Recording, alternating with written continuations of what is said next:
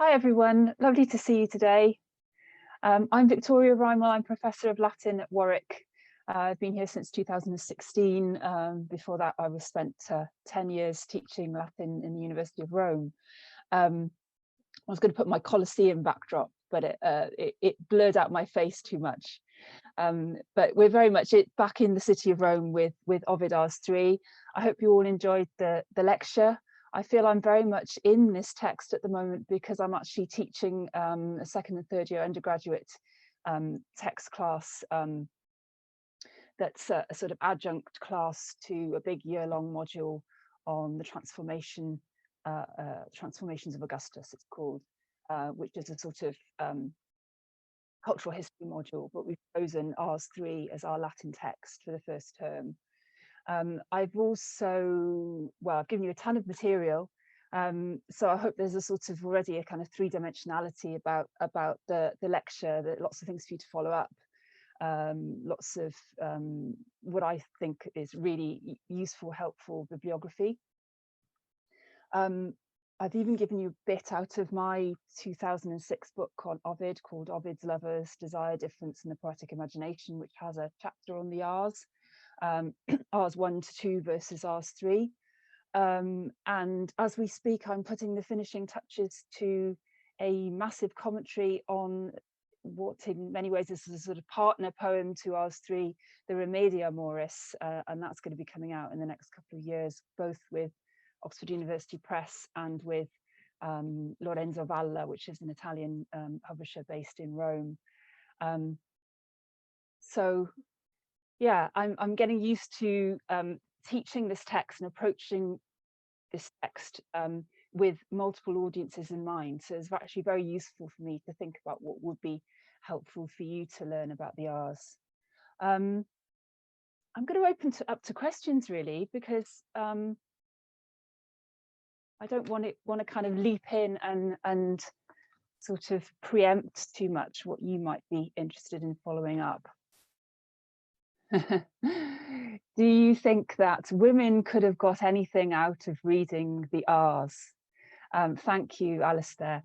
Yeah, so this is the kind of question that comes out of your OCR textbook very much. The idea that yes, it might be light and fun and playful and poetry, of course, but you know, it is a sort of parody of didactic or even a parody of orthodidactic poetry, but that we must kind of hang on to the idea that there's this serious core to it, and there are useful things that real women could learn. Yeah, I'm sort of rather dubious about that idea of hanging on to utility, because I think utility, what is utile, or the usus of the text, which are both key words in Rs 3 and throughout the Rs, is very much something that Ovid himself toys with in a very ironic and playful way. So every time we think that, you know, here's actually some sort of practical exercise that you can kind of follow, particularly in Rs 3, to make yourself more attractive or approachable or decorous or proper or whatever. There's always pitfalls, there's always twists, there's always the idea that the spotlight is going to turn back on you and make you look rather silly for presuming that you can actually follow these instructions to the letter. So I'd want to stay more with that playfulness, to be honest, rather than try to reach out to some kind of real utility here, right? So I don't know if last year I gave a rather different lecture. I was asked to give a lecture on Rs 3, and I focused very much on that quite sort of practical exercise that he gives his audience in, it's around line 200, how to teach women how to laugh. Okay, so that might be a good place to start if students are asking that question, right? ask them what it would be like to actually follow those instructions. Imagine you are a woman reading the R's. I mean, leaving aside for a moment the idea of what kind of woman, right? Because the imagined female addressee of the R's is a sort of nexus of ideas, really, to some extent represented as the sort of everyday, normal, plain-looking woman, probably a low-class woman going around the streets of Rome trying to find a mate. On the other hand, is a sort of construct, a sort of still an elegiac puella, or even a sort of symbolic figure, sort of a metaphor for the artwork itself. Right, so leaving aside those questions of class and status and who the female audience actually is or is imagined to be, right? Try and get them to follow those instructions. I've done that in class myself. I don't know whether you've ever tried it. Try to imagine looking at yourself in what you might imagine is a kind of bad ancient mirror, right? A piece of shiny metal, right? And to try to follow the instructions so that you're laughing, so that your what he says is that your top lip is fully covering your teeth, yet you're also smiling and being pleasant looking. It induces this kind of comic self-consciousness. And how could you possibly turn this natural sort of psychophysical response into a work of art? And he makes those instructions, impossible to follow. That's one example. What would you think, to turn the question around? What do you normally kind of present as an answer to that question? Interests me.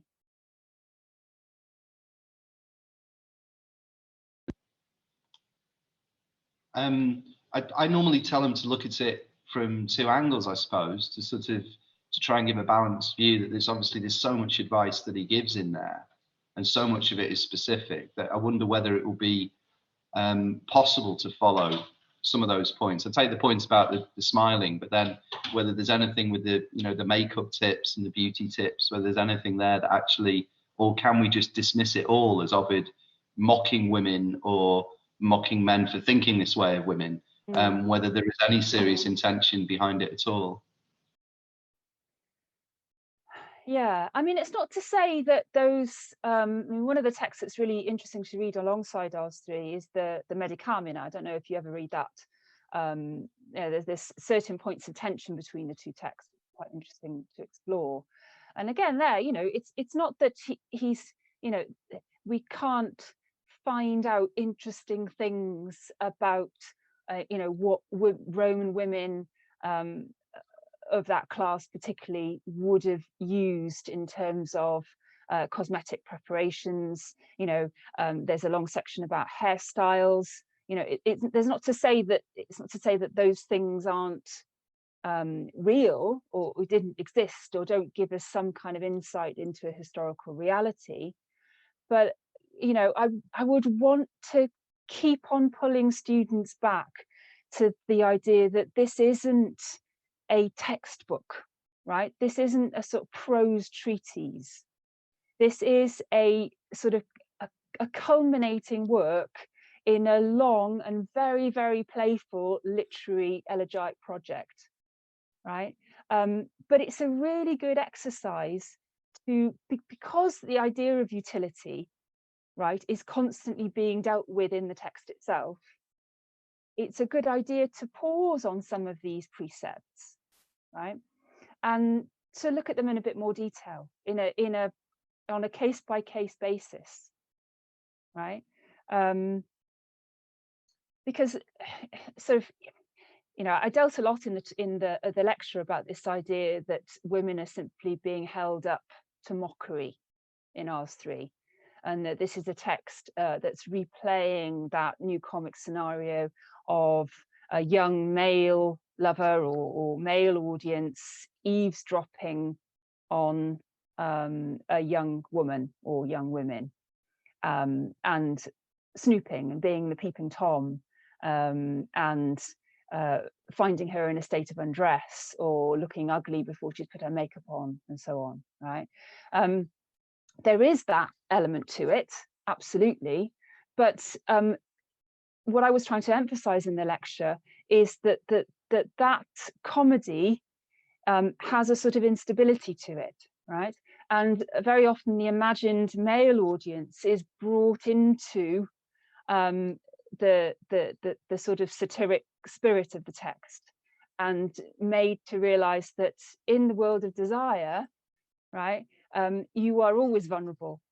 You are always going to, you know, if you've got to put yourself out there in the lover's world, you know, when you mock somebody else, there's always the potential for you to reveal something about yourself that can then be mocked by others, right? So I'm trying to find a good example of that. I gave a couple of examples in the talk. Yeah, I mean, I talked a little bit in the talk about the introductory passage to the book, where you get this male interlocutor, this imagined male reader, who jumps in and says, you know, hang on a minute, aren't you giving, you know, weapons to the other side? You know, this is like giving poison to serpents, or betraying sheep to the mad she-wolf, right? And this comes up again, this idea of the female audience as an all-devouring lupa, which I explained is also another word for low-class prostitutes, right? So the idea that this is sort of this phallic female is going to kind of eat you up, right, and make a victim out of you, runs throughout the whole text. I mean, another place to go, I suppose, is, right, the idea that, oh, hi, is that somebody else? Hello. I'm missing your first name. Is it?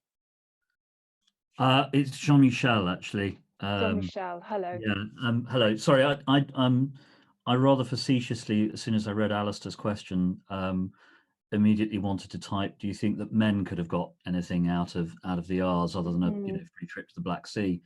But actually, I think you've sort of prompted this already, but is there a degree to which these texts do have a sort of a serious message for us as readers of culture, or readers of the Roman world, viewers of the Roman world?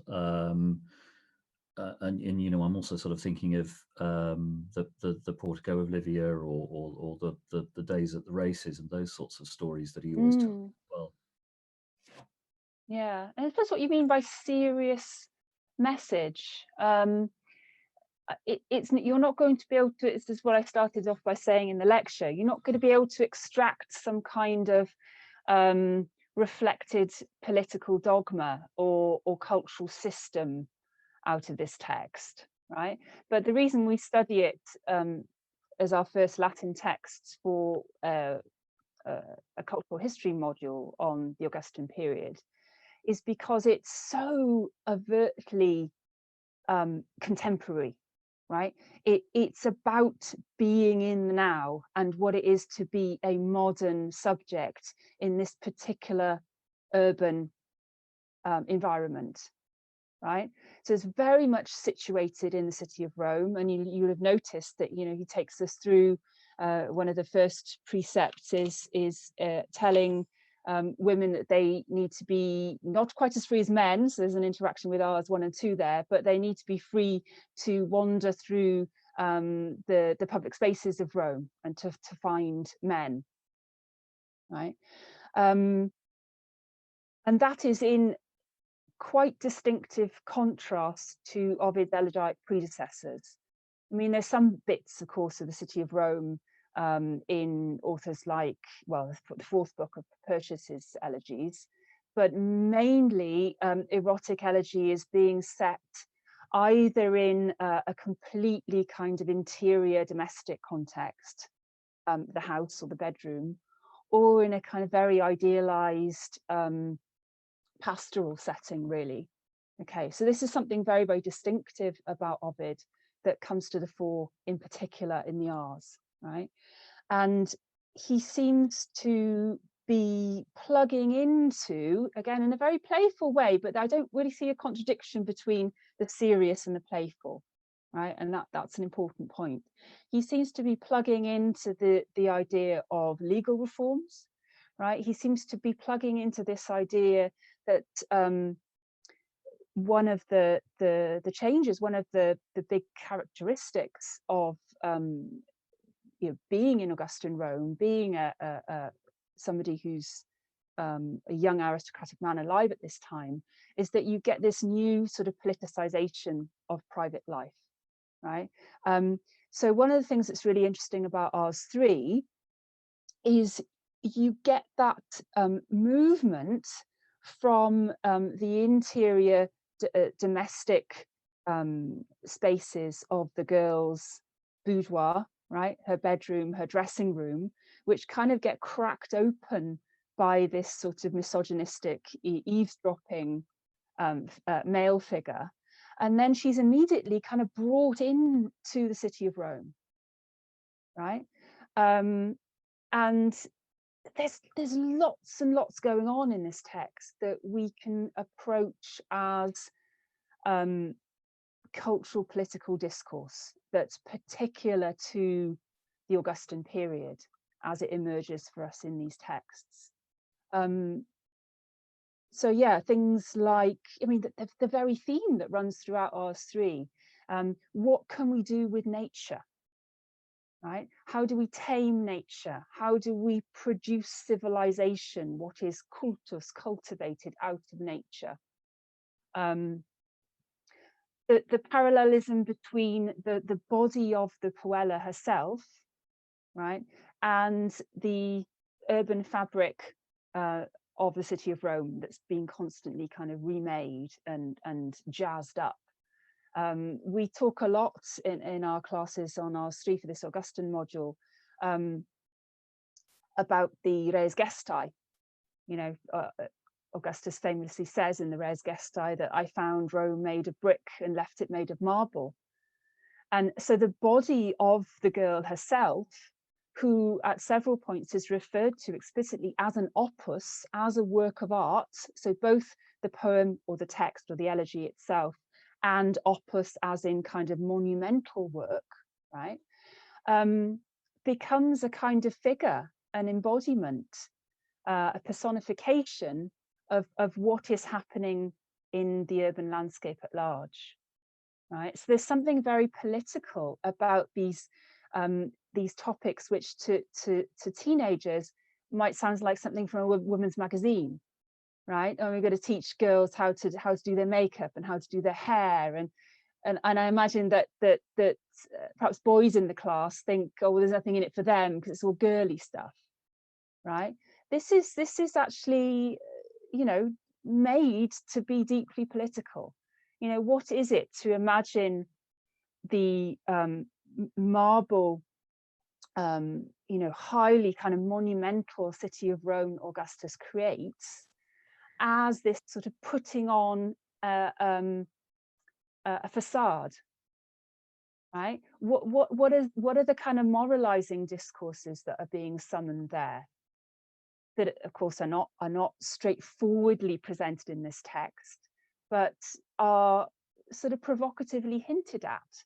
Is there something sort of rather perverse about Augustus's remodeling of Rome, read through Ovidian elegy? It's those kind of questions that you can ask. Yes, right, okay, thank you, Joe. So Joe's asking, do you think that Ovid was looking back to Virgil's Georgics at all? Still not sure what the message of Georgics is, but yeah, absolutely. So I'll put in the chat, and this key word that keeps on coming up, it may be translated differently in different translations, but the word, which is both a noun and a past participle in Latin, cultus, right, cultivation. He starts off early in Rs 3 by comparing the woman to a field that has to be ploughed and managed and is fertile, right? And unlike the real landscape, can't be used up. There's that passage that's full of innuendo. And so his whole sort of model for this cultivation of physical appearance, right, which it really epitomizes what his art is all about, right, both with a capital and a small a, right, it takes as its model this idea of cultivating the land, which of course is at the core of Virgil's Georgics. There are lots of explicit allusions to Virgil's Georgics as we proceed, right? And you might find Roy Gibson's Cambridge Orange commentary really useful for picking those out. Virgil's Georgics is one of the most complex and enigmatic texts I think we have in classical Latin literature. So it's no surprise at all that you and others, including myself, find it difficult to decide what the message of the text is. But it's and it may be useful to use Virgil's Georgics as a way into thinking about the earlier question about the Rs's practical usage, right, usefulness, because Virgil's Georgics certainly isn't a manual for farmers. So why does Virgil talk about farming? Why does he talk about cultivation? And one way into that, and looking sort of across between Virgil's Georgics and Ovid's Rs, is to think about the politics of I suppose the relationship between nature and art, okay, nature and artifice, or nature and culture. And yeah, the gendered politics of that too, that Ovid takes up, right? If woman is the land, the nature that needs to be tamed, you know, how is that kind of, you know, the cultural political project that Augustan Rome is all about?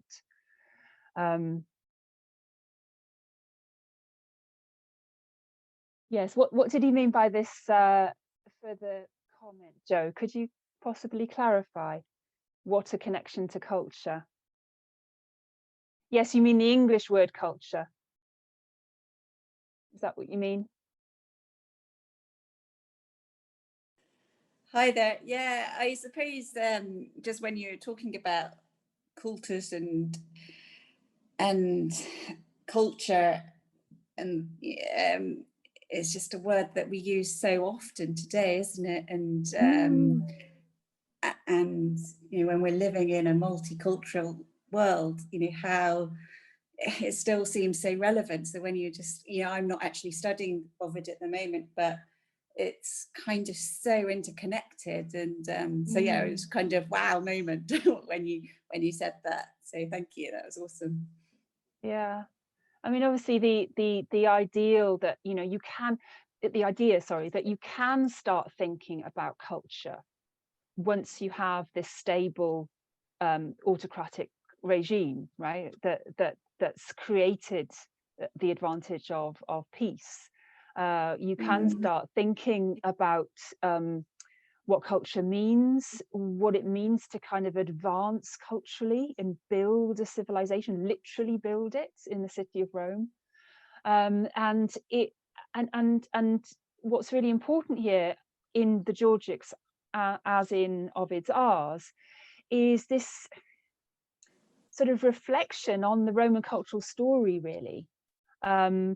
Cultural myths about you know, what it means to be Roman, right, which are often rooted in ideas about rustic simplicity, you know, being honest working people who plough the land, right? And you know, what's happened to this ideal of moral simplicitas, simplicity? I'll put that in the chat because that's another really key word in both the Georgics and the Rs. And so Ovid in the Rs seems to be advocating a radical move away from simplicity, which he now is almost vilifying at times, as something kind of vulgar and rough and unsophisticated that we need to leave behind, that we need to jettison. But there's a provocation there, right? So very much about not just the female person and what it means to be an appropriate woman of any class in Augustan Rome, but what we think being Roman means now, right? And he shows constantly, as a passage I've just read with my class, I can't find it now, lines around the lines 300, where he goes back and says, well, in the olden days, and he's talking about these mythological characters, you know, women didn't need to cultivate their appearance because they were partnered up with these, you know, manly, salt of the earth heroes who just like to go to war and then came back filthy, right?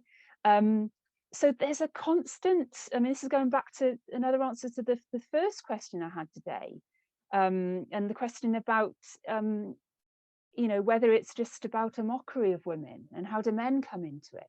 Right? There's this idea that runs throughout the book that, that the identity of men and of women and the appearance, the cultivation of appearance and identity for both men and women is totally interdependent, right?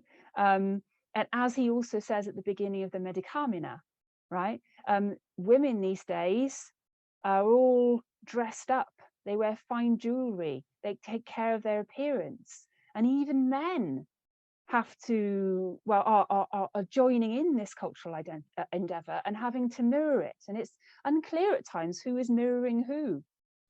And it's always a very fine line for the Roman man. This comes across quite strongly throughout the Ars, of, you know, how much elegance and sophistication is acceptable in this modern world, right? So how, in our terms, how metrosexual can you be, or should you be, before it starts tipping over into inappropriate and degrading and foreign effeminacy? So that's the key issue for the implicit male reader of Ars 3.2. Yeah. You're very, very welcome to ask me more questions over email. I realize that we're just scraping the surface here, really. And I hope you've got lots of material to keep you going for future classes on your handouts and in the PDF bundle that I've given you.